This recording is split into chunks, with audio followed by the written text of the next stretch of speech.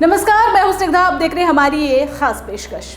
पटना का मनेर जिला, ये जगह बेहद खास है। खास इसलिए क्योंकि कहा जाता है मनेर को राजद का गढ़।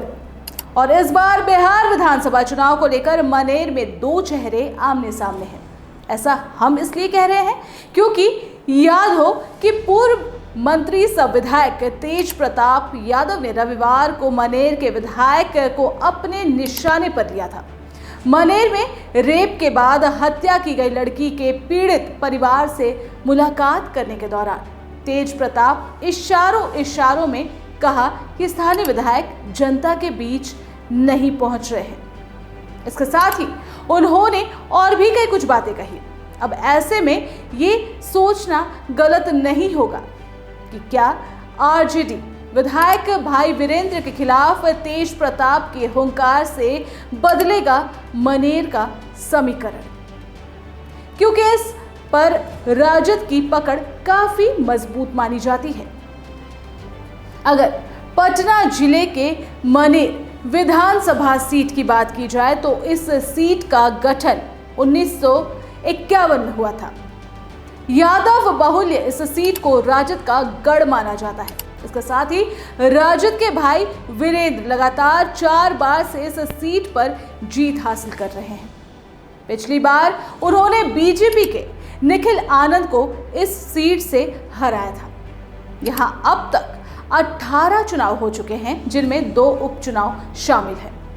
वहीं अब तक के चुनाव में जहां कांग्रेस को मनेर सीट से 7 बार जीत हासिल हुई, वहीं राजद लगातार 5 बार मनेर से विजय रहे।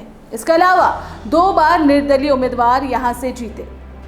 तो वहीं सीपीआई, समता पार्टी, जनता दल और जनता पार्टी ने एक बार इस विधानसभा क्षेत्र से जीत दर्ज की।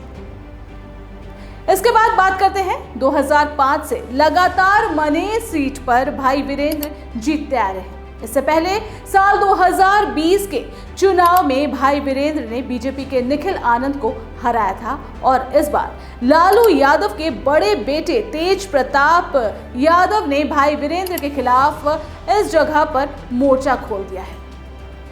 अब अगर इन सब से हटकर मनेर के जातीय समीकरण पर नजर दौड़ाए तो मनेर विधानसभा क्षेत्र के कुल मतदाताओं की संख्या लगभग 3,48,515 है, जिसमें से पुरुष मतदाता लगभग 1.5 लाख से ऊपर है। वहीं महिला मतदाता की संख्या 1,64,000 के आसपास है, जबकि थर्ड जेंडर की बात करें तो इनकी संख्या यहां पर 9 है। अब अगर मनेर विधानसभा में जातीय समीकरण पर ध्यान दें तो विधानसभा क्षेत्र यादव बहुल्य का कहा जाता है। यही नहीं, मनेर विधानसभा क्षेत्र में अगर यादव जाति के वोट की बात की जाए तो यह आंकड़ा लगभग 1.5 लाख के करीब का है।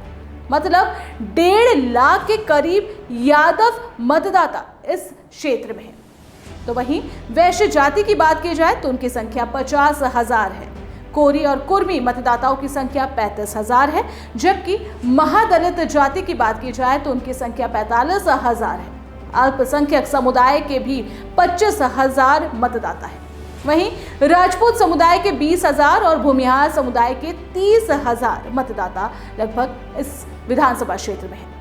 हालांकि अगर मनेर क्षेत्र में समस्या पर नजर दी जाए, इन सबसे अलग अगर मनेर क्षेत्र में समस्याओं पर नजर दौड़ाई जाए तो यहाँ की अब तक की सबसे बड़ी समस्या आर्सेनिक पानी की है, जिससे लगभग 30 गांव प्रभावित है। अगर दूसरी समस्या की बात की जाए तो कटाव यहाँ की बड़ी समस्या देखी जा रही है, जहां 6 पंचायत में तेजी से कटाव हो रहा है, जो वहां के लोगों के लिए काफी चिंता की बात बनी हुई है।